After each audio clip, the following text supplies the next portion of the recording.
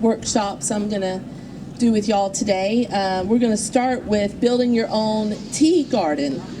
It's a little bit misleading as a name because we're not going to actually be growing any tea like black tea or green tea or anything like that. But I am going to introduce you to 4 of my favorite herbs to use to make tea. First, let me introduce myself real quick. I'm Hope Woods. Came over from Panama City. I'm a friend of Gina's. I'm an herbalist and an avid gardener. I've been an herbalist for 20 years in practice and with my family. And just in the last couple of years have started doing things like this and selling some of my herbal products around town and things like that. So I was really excited when Gina asked me to do this because my favorite thing to talk about are plants, always. So first I'm going to go over a few just general rules when it comes to growing herbs. The ones we're going to talk about today, and the reason why I chose them is because these are really hardy and simple herbs to grow. It's really hard to kill these. Now, having said that, I probably have killed some over the years, so if you try them and they die, don't worry. Just try again. That's what I've learned. Most of what I know about plants and herbs from problem solving and failing and trying again and all that stuff. So in general, herbs are pretty hardy and easy to grow. They're naturally pest deterrent, most of them. We will get into, when we start to talk about them individually, some exceptions to all of that. They all pretty much do really well, again, with a few exceptions, indoors or outdoors. So if you want to plant some in your windowsill, that should work just as well as if you want to plant them outside in the garden. Most of what I'm going to talk about today will also do really well in containers, inside or outside. So raised beds or just their own pot or something like that. However, having said that, any and all of these will do just as well in the ground if that's what you want to do.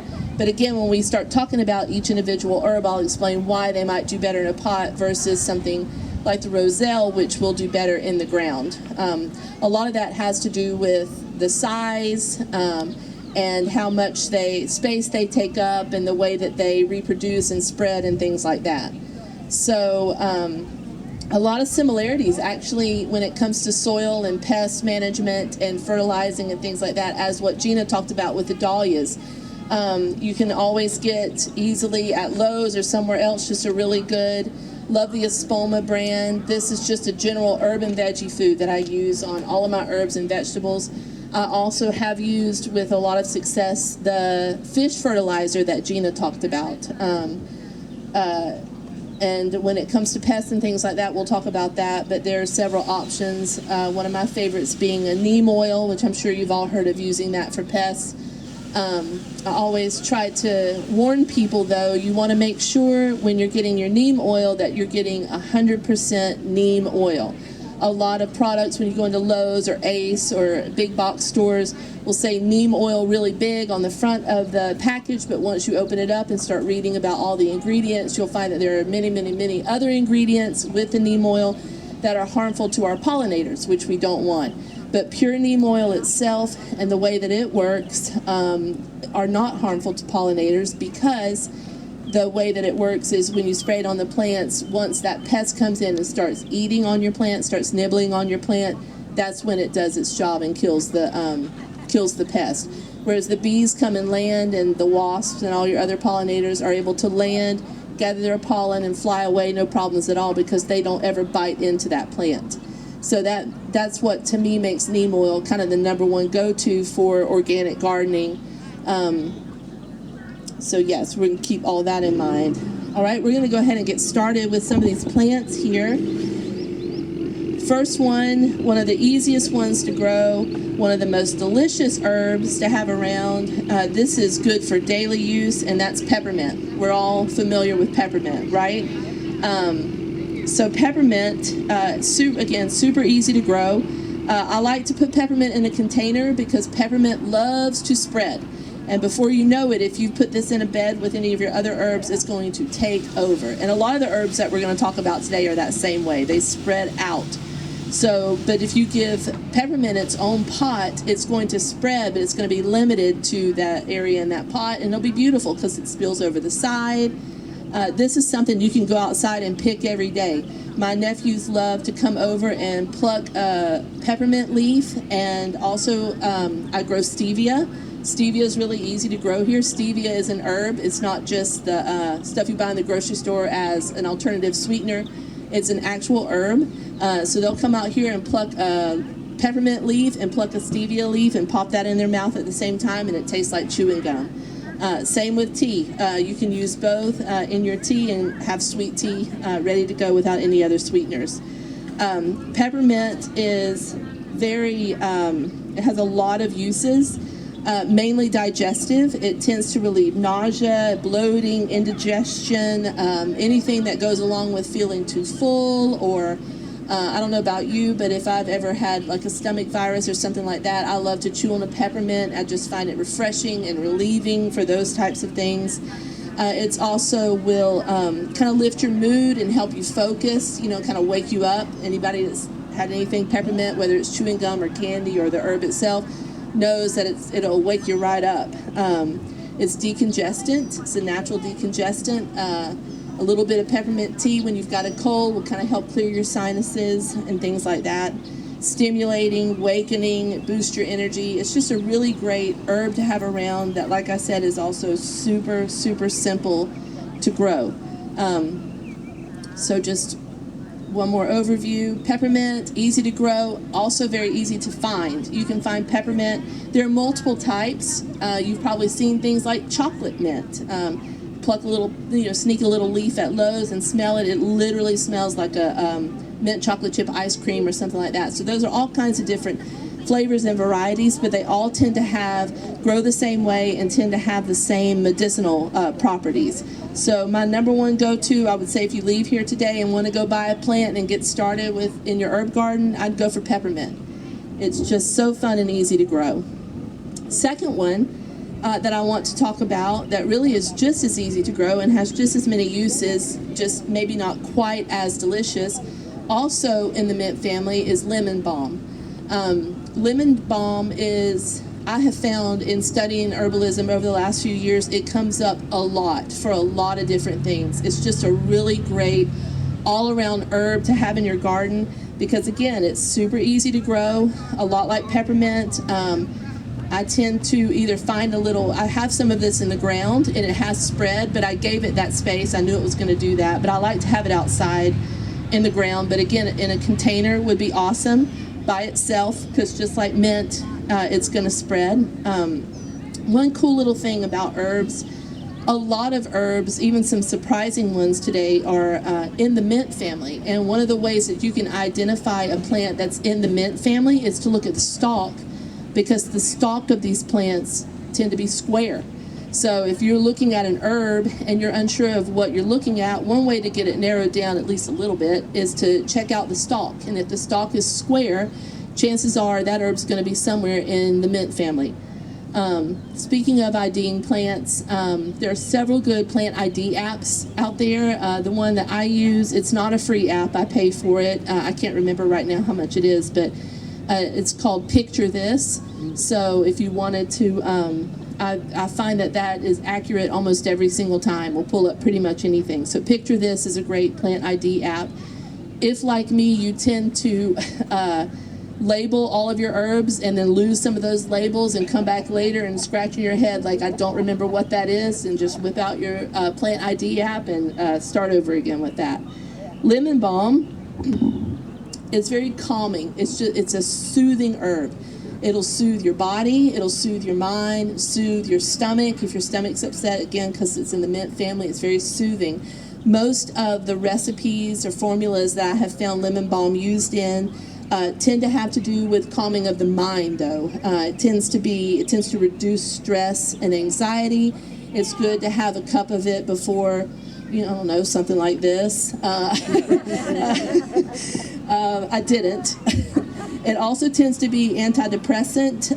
It's also a great antioxidant herb, which you'll hear me say a lot of this will be repetitious with a lot of these herbs. They have a lot of the same compounds, so they have a lot of the same things that they do with a few exceptions.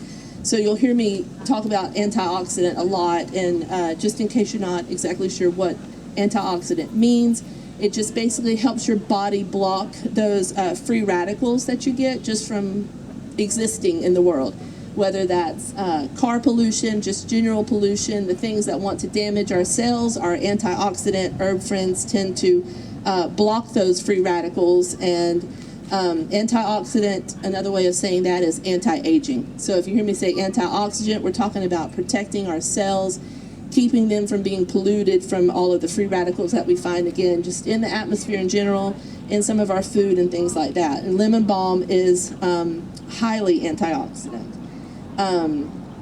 It likes, just like the peppermint, I forgot to mention this, it likes full to partial sun.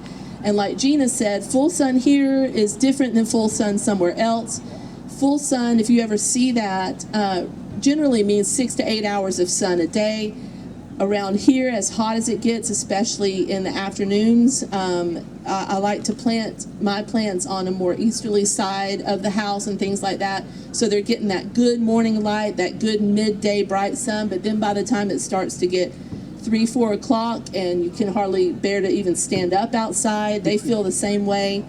They'll begin to wilt and things like that, and then you start to get into some issues with fungus and root rot and those sorts of things. When you mix too much water with too much heat, those things tend to happen. So full to partial sun on the peppermint and the lemon balm.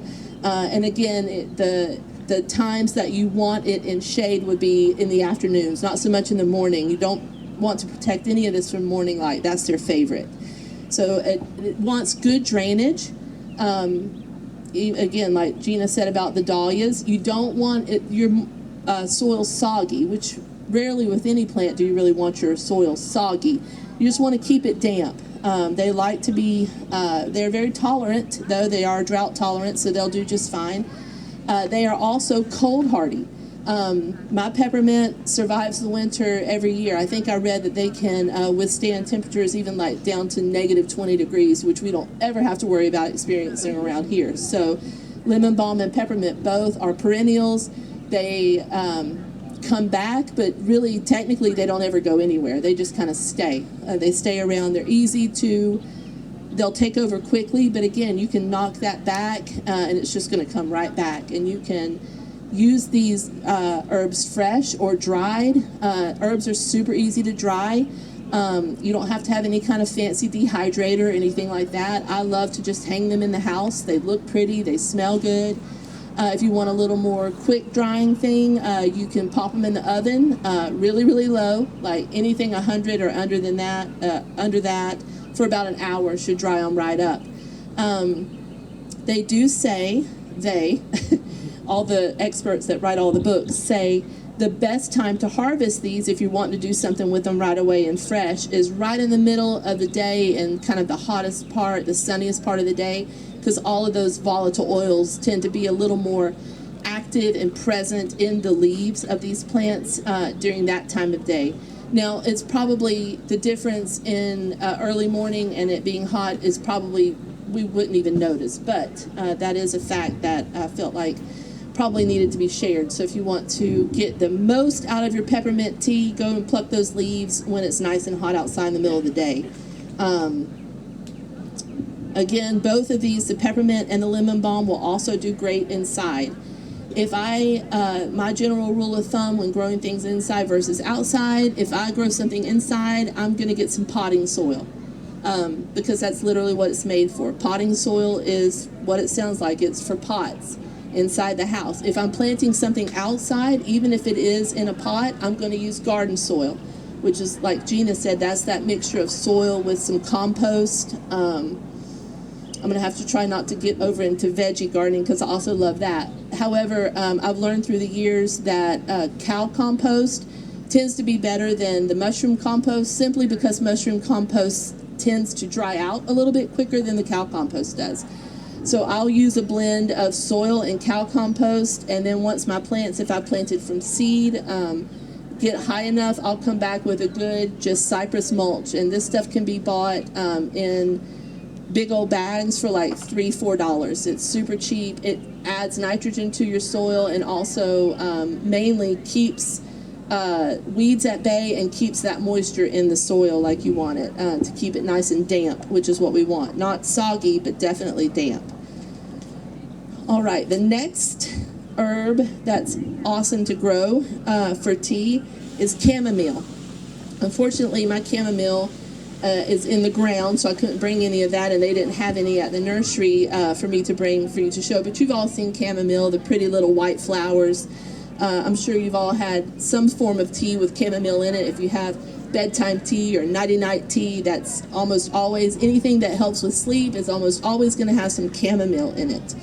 I read a statistic a couple days ago about chamomile where they did a test on like 12 people who drank chamomile tea before bed, and 10 of those 12 people would normally also take a pain reliever. I mean, who doesn't pop a couple of Advil or a couple of aspirin before bed these days? But they said that this chamomile tended to do for them what the Advil and the aspirin did. So not only did they sleep better, but they slept pain-free. So chamomile is a great pain reliever. It reduces inflammation. Those two things go together. A lot of questions question I get a lot as an herbalist is about pain. Like, what do you use for pain relief? What do you use for headaches? I don't say BC powder, but half the time BC powder. But the other half the time, I always go back and I say, look at anything anti-inflammatory, because a lot of pain sometimes tends to come from things being inflamed. If your back is hurting, there's probably some inflammation, there's some swelling. That's what ibuprofen, like Advil, does really well. But plants like chamomile that are anti-inflammatory, when you hear me say that, that kind of goes hand in hand with pain relief. Especially like on a mild level, just an overall anti-inflammatory. Chamomile is great for that. It lowers blood sugar, so if you're dealing with any type of diabetes or anything like that, chamomile tends to help lower your blood sugar, and of course we know it promotes deep sleep. Chamomile is also, let me find my growing. It also loves well-draining soil and full to partial sun and shade, same as the peppermints. Loves the morning sun, just like the other ones. Again, you want your soil moist but not soggy. For chamomile and for most of my herbs, I tend to just kind of wait until the top part of the soil is a little bit dry. Just stick my finger in the soil. Okay, the top part's looking dry, but when I put my finger in, it tends to be a little more damp underneath. I'm going to give it a little bit of water. And again, just give them enough water to cover the roots. And I know you can't see exactly where the roots are, but you can kind of envision in your mind those roots go down. I'm going to pour it in until I feel like the roots are covered, but I don't need to drench it. I don't need water standing in my pot. That's another thing. When you choose your pot, I would always, for every herb, for every plant really, except for maybe some of your house plants, choose a terracotta pot or a pot that's got a drainage hole in the bottom. You don't want just a solid pot that's just every time you water it, that water is just going to keep, so it might seem dry on the top, but it's just sitting in the bottom, and that's when you're going to start to deal with issues like root rot and fungus and things like that, and we don't want that. So we're going to do terracotta pots that are porous, or wooden pots, or any pot that's got drainage holes in the bottom of it. So we're going to wait until the soil is dry and dry it. Chamomile also tends to do really well, peppermint and lemon balm too, from seed. So if you go to Lowe's or Ace or even one of your local nurseries and you're not finding any chamomile there, just go get some seed. It tends to do really well with that. There will sometimes, if we're dealing with any pests, some of these in the mint family don't tend to have pests for obvious reasons. They're naturally pest deterrent. But when you get into the flowers, like the chamomile and the others that we're going to talk about, you can deal with things like aphids and mealybugs and things like that. And that's when you might come in with your neem oil. Mealybugs and aphids are also just super easy to remove manually. Spraying them with a hose and washing them away tends to do the trick.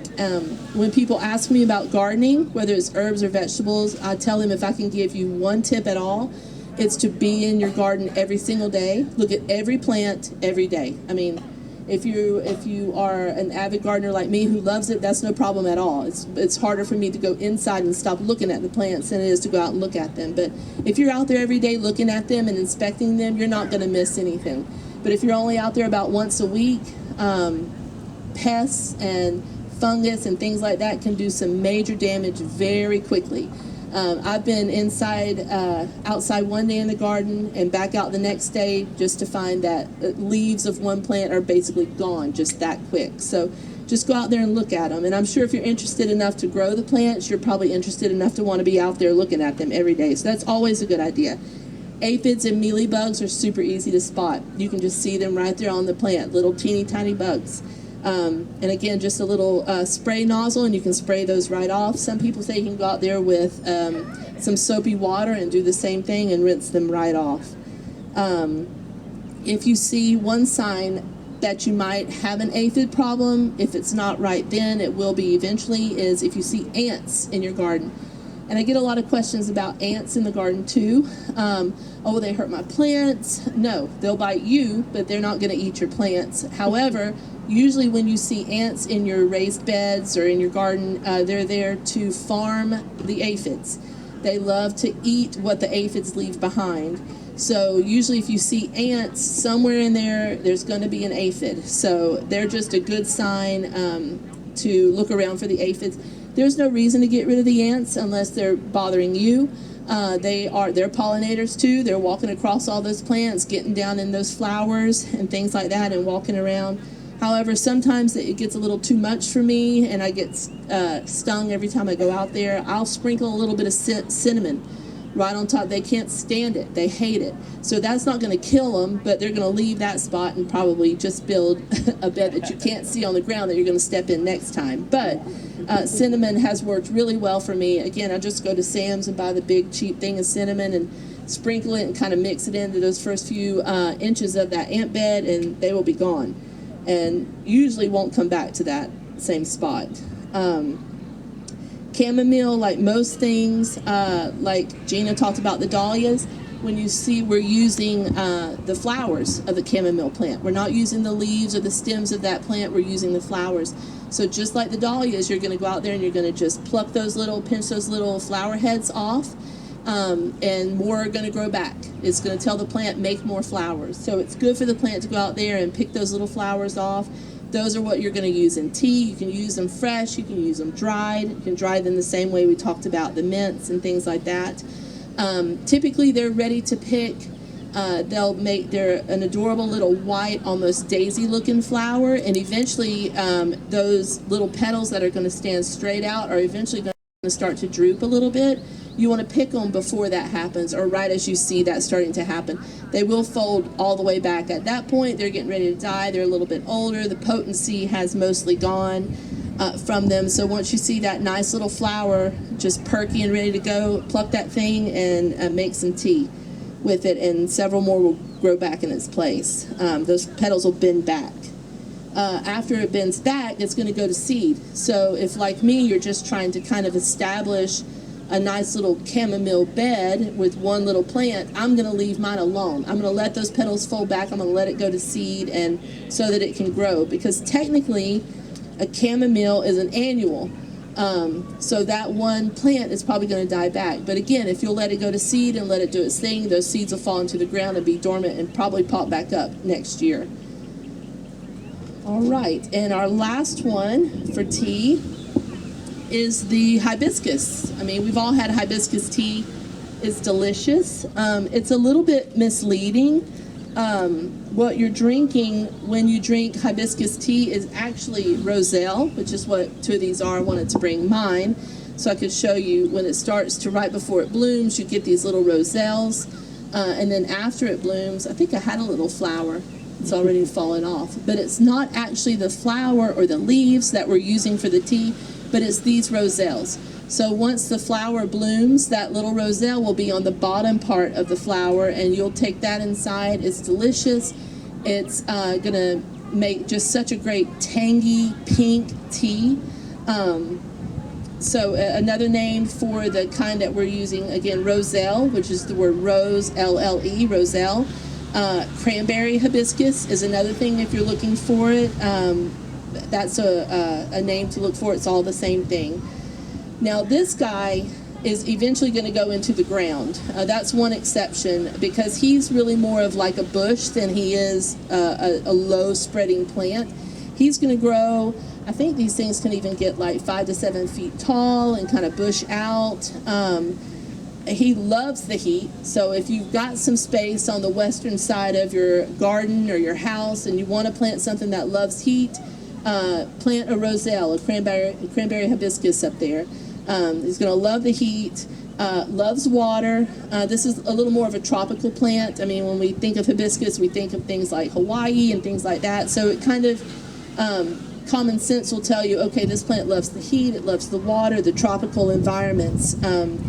It will become, if I leave it in this pot for too long, they become easily root bound, which is going to stunt its growth and things like that. So again, this guy will get a little bit bigger, and I'll eventually put him in the ground and let him do his thing, which will be to grow 5 to 7 feet tall and have several branches that shoot off full of these roselles. So this is the part we're talking about for tea. However, the leaves and the flowers are also edible. If you look at these closely when I'm done and you want to come up after and check these out, if you look at this roselle closely, this won't come as a surprise, but it's actually in the okra family.